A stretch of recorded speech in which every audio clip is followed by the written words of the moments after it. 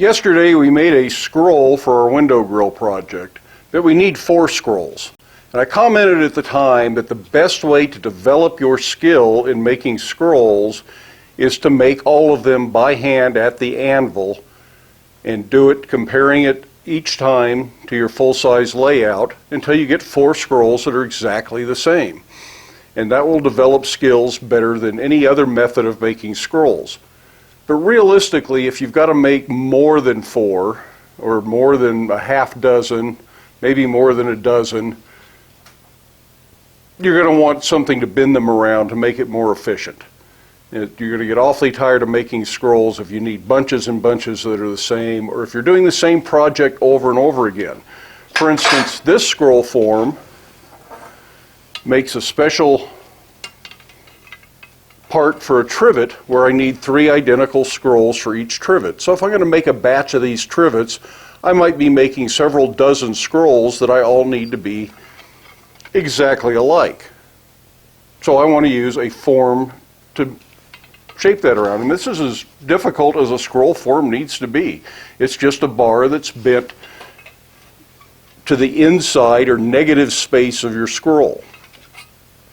The one I was using in the beginning of the video over here in the vise made this scroll. So it's a different scroll. So every scroll you want to make needs its own scroll form. And that's one of the reasons why if you're just making 2 or 3 or 6 or something like that, it's probably not worth the time and the trouble to make the scroll form. Then you've got scroll forms hanging all over the wall. On the other hand, if you've got 30 scroll forms hanging on the wall of your shop, there is a fair chance that when you need one, you might already have one that's the right shape. So how do we make a scroll form? One way is to bend it just like you do your scroll. The exact same thing, only make it to the negative space. That takes a little more time and a little more effort than the way I'm going to show you. I'm going to show you a way to take this scroll and use it as the form to make the scroll form. So make your first scroll exactly the way you want it, because you're going to make your form to fit this, and then all your other scrolls should look exactly the same. So let's go to the anvil. I'm going to use a piece of 5/16 by 1 inch bar to make the form. That's not a magical size. This scroll form's made by 3/8 by 3/4. This one looks like it's 3/8 by 1. This one's 1/2 inch by 1. It's whatever you've got, although since this is a fairly light duty scroll, I can't bend a real heavy piece of material around this scroll to make the scroll form. Now when we make a scroll form, we're going to actually start it just freehand at the anvil, just like we did our scroll, and we're going to get it kind of close, but we're not going to worry about the exact fit. But one thing you have to think about is this scroll starts here, and right at this point you've gone 360 degrees of wrap. If your scroll form is completely flat in this dimension, you can't keep going, you're done. The scroll form will be in your own way, so you've got to deal with that somehow. So this one's going to go there, and it's almost 2 full circles as it comes out here. The way to do that is to put an offset at the beginning of the form so that you can wrap the beginning and then lower it down into the form after you've made that first wrap, and then finish wrapping the scroll. So that looks something like this.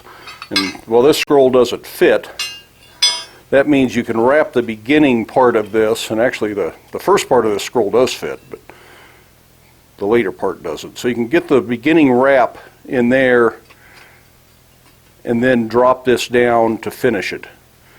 And I hope that makes sense. So the first thing we're going to do with our bar for the form is we're going to flare it out so we can get this part that stands up proud of the scroll form. And that's just a matter of spreading the end out, making it flare. For that we'll use a cross peen.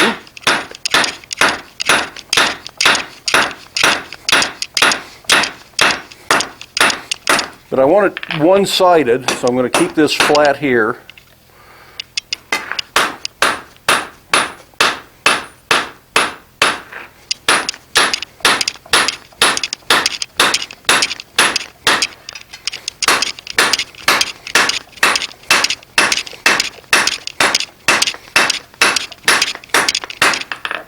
So we're just spreading it out that way. And this also gives us a thinner end, which will be easier to bend. Just like bending our scroll, we tapered the end out. Doing the same thing on your scroll form, but not quite to as sharp a taper.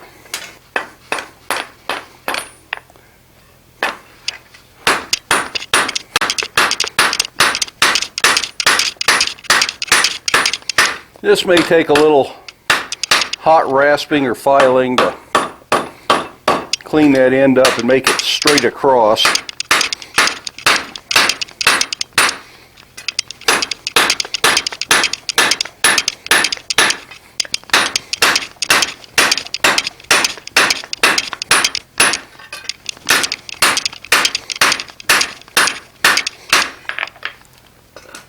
But that should be enough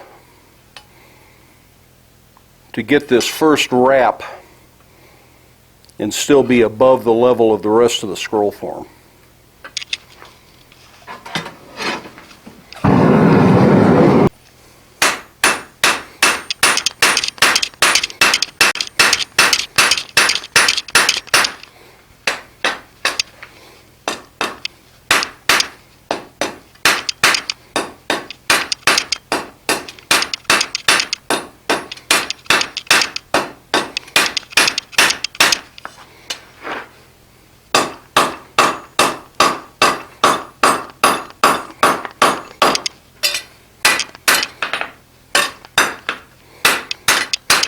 Next thing I'm going to do is I'm just going to cut that off square. It'll be easier than trying to file it or rasp it.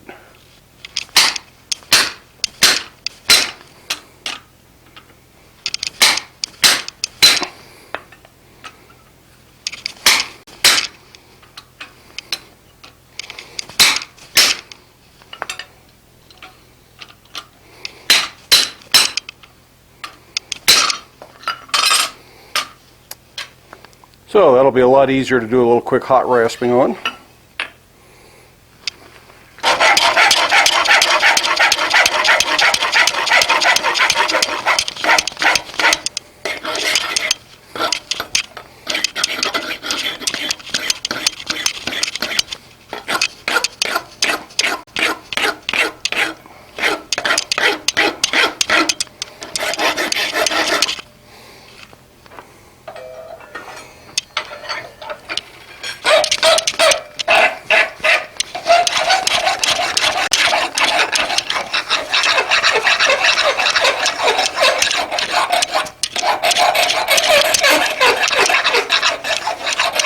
All I'm really doing is just getting rid of sharp spots.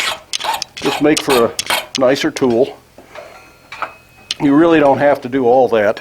I think it's important to get this square across the end though, so that your scroll indexes properly. Now all of my other scroll forms are set up so that I wrap clockwise. There's nothing special about that. If you just made it the other way, you could wrap counterclockwise. But I'm going to try and keep things consistent. That means as I start scrolling the scroll form, I want this offset that I've just forged going to my left side. So I'm going to put that here, and then I'm just going to start forging a scroll.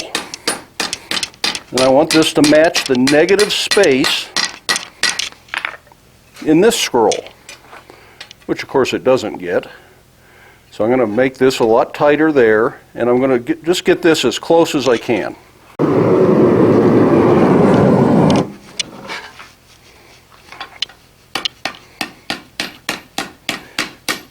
Make sure you work the full width of this section. It's wider and it's going to be harder to get to scroll evenly. So take a little bit of time and make sure you get that scrolled up nicely.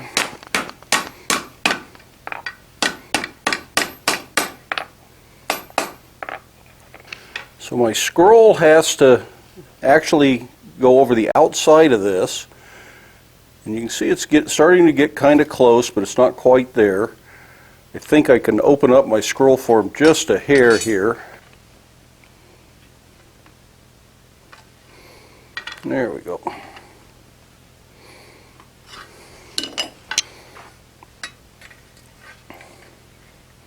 So That fits better. Now in use, you usually actually will still do this part of the scroll freehand so that you've got something that locks on over here so at that very end isn't super, super critical.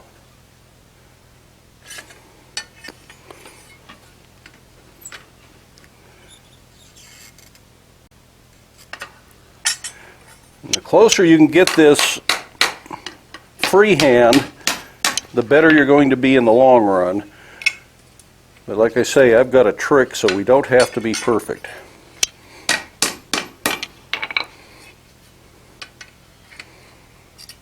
We aren't quite ready for that trick yet, but we're getting awfully close. And this is a place you might use your scroll starter if you made one.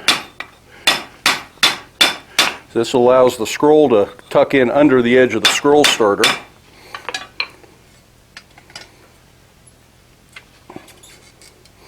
As you can see, we're getting a lot closer there.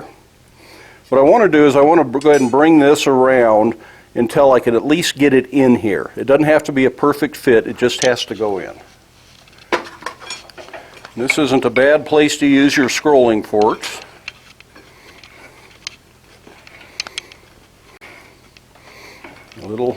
Little bites, little increments. And again, keep checking it to the scroll. If you mess this up, you're not going to be able to fix it very easily. Let's see. So I need to be a lot more bent at this end.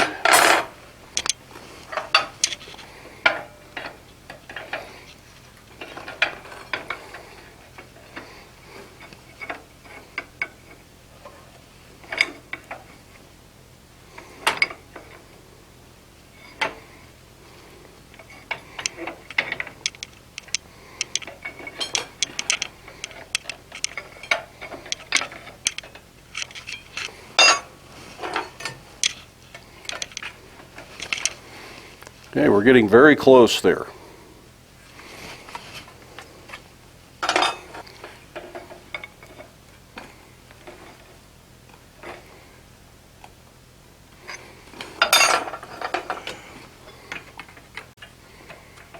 Okay, I'm happy with that. That's as close as it needs to be. So now it's time for the trick that makes this fit. Now maybe I shouldn't use the term trick, I should say technique. What we're going to do is get this very hot, just shy of a welding heat. So a nice bright orange. We're going to put this in the vise so that I can get to it, and we're going to put them together, and then I'm going to drive the scroll form part in the vise. I'm going to drive this into my original scroll. And that way it will force the scroll form to fit inside this curve, and we should have an exact fit then. Have to make sure you leave enough handle on this piece that you can get in here and do this. It also helps to cool that handle off before you come in here. But it's really about that simple. That now mostly fits our scroll just the way we want it to. And maybe a little tweaking here and there.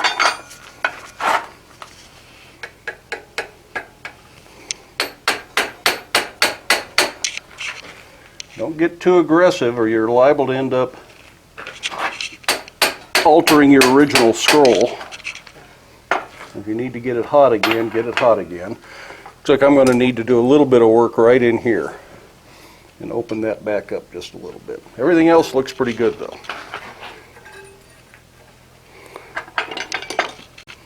This is a place again where the scrolling tongs might be your best option.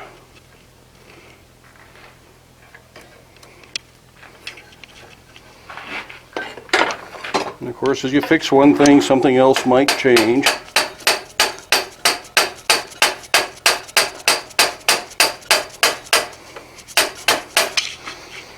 So like a lot of things in blacksmithing, a little trial and error, a little tweak, a little adjustment.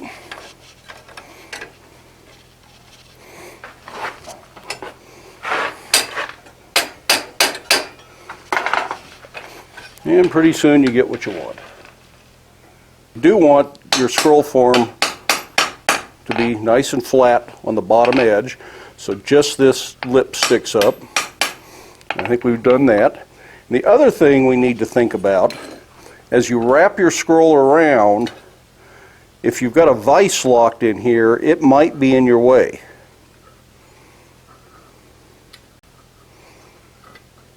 Yep, that fits pretty good. So if your vise is in your way, you're going to have trouble finishing your scroll. So we want the scroll form to stand up above the vise jaws. And you can make these so they fit in the hardy hole, but I prefer mine in the vise. So what I'm going to do to make it stand up is I'm going to put a dog leg in this so that the scroll form sits up a little bit from the vise. Here's an example of one with a dog leg in it. I've got the scroll part cooled off here, so as I forge the dog leg, I'm not putting the scroll at quite so much risk. That's really all you got to do right there. Now it's just a matter of straightening it all back out.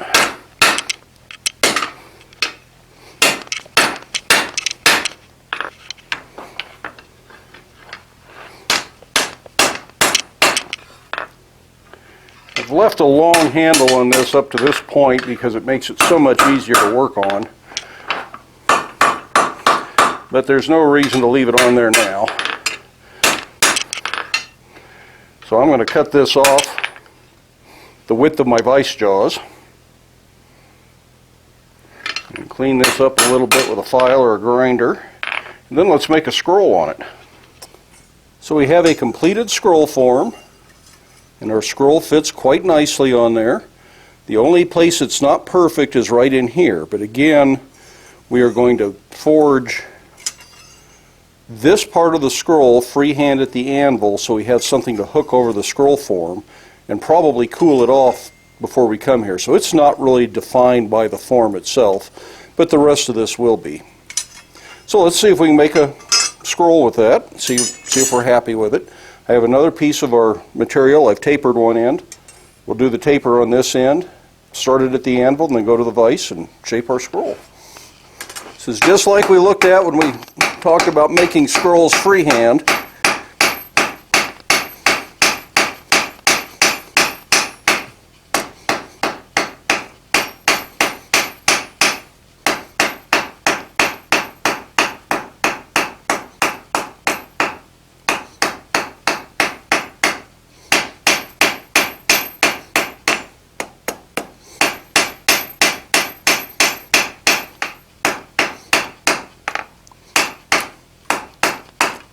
Check that length with our hook ruler. Our length is right on the money, so we're ready to start forming that. We want that to look just like this one.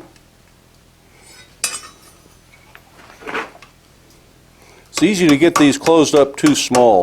I'm so used to doing little hooks with little tight curls on them. That's really about all I want to do at this point.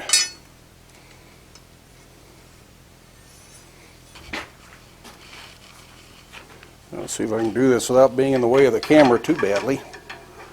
We're going to hook that up here at the top. Yep. See, sorry about bumping the camera. And we're going to pull around. And then as we get lower in the form, we can drop this further down on the form and keep pulling. And I'm pulling this direction to try and keep it bending evenly. And that was enough to do the whole thing. That was a good heat.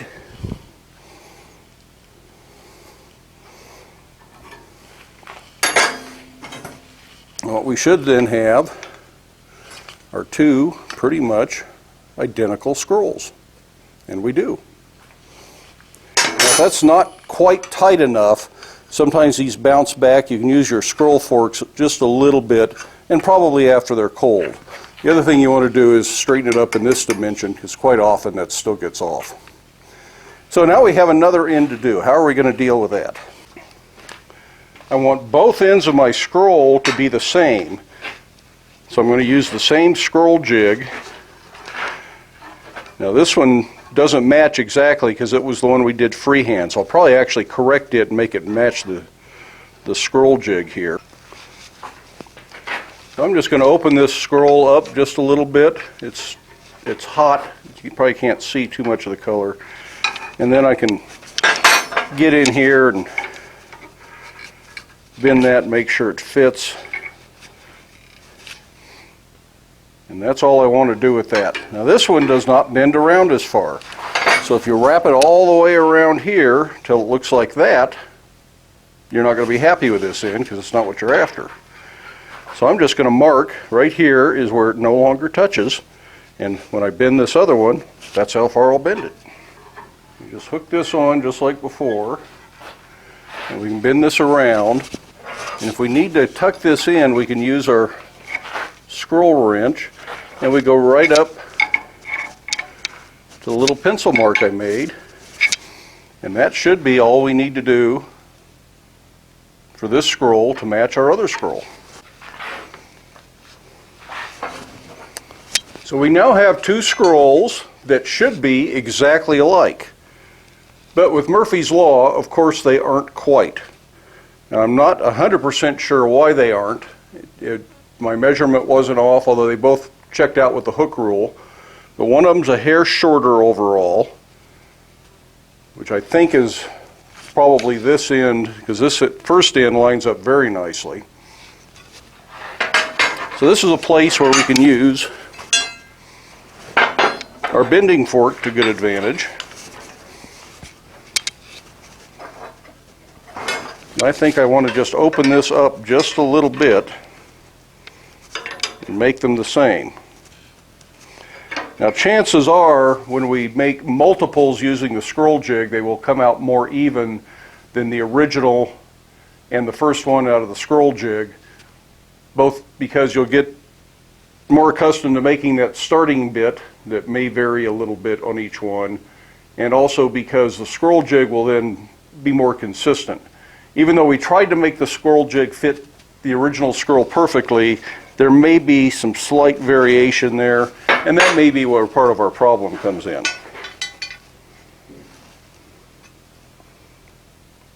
It's getting much closer. The other thing we can do is make 4 using the scroll jig and just not use that first scroll. If it's not quite going to be right, and we can make 4 identical, we're probably okay. If that first scroll is so perfect that you're not willing to sacrifice it, remake the scroll jig. Figure out where you're off, figure out what you got to do. But for this project, I'm just not that worried about it. I'm going to take the other scroll and I'm going to scrunch it up just a little bit.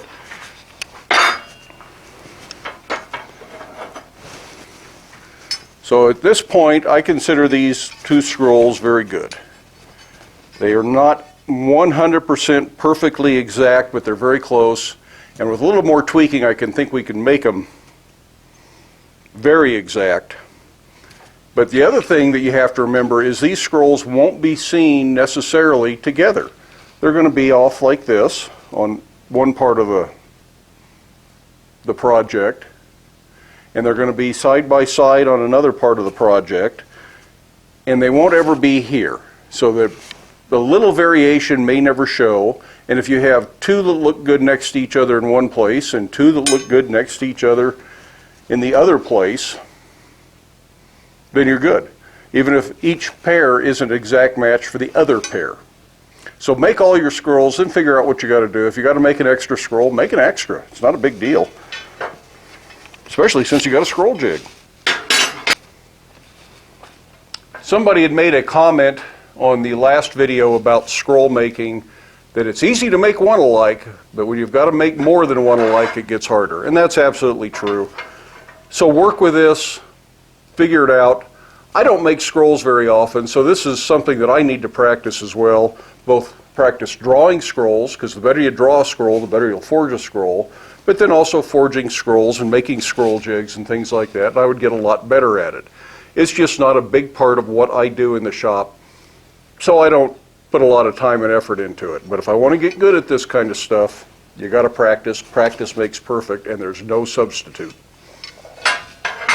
So that's how to make a scroll jig, how to use a scroll jig, and some of the issues you might encounter while you're using one. It's a good time to have your bending forks, because using the bending fork to lay that scroll into the jig is very effective. And that'll pretty much do it for today. I'm going to make the other 2 scrolls, or 3 more if I need to, until I get 4 that are the same, so that we can have matching scrolls for our project. Then we'll get on to talking about hot collars and how to do that.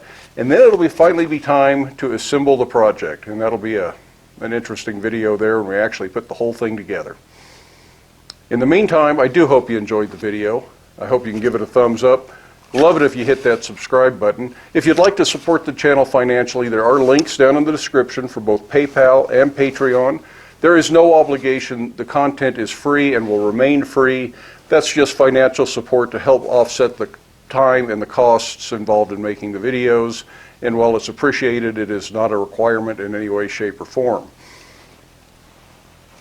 In the meantime, get out to your shop, make something, but do stay safe. Do wear your safety glasses, and we will see you for the next one.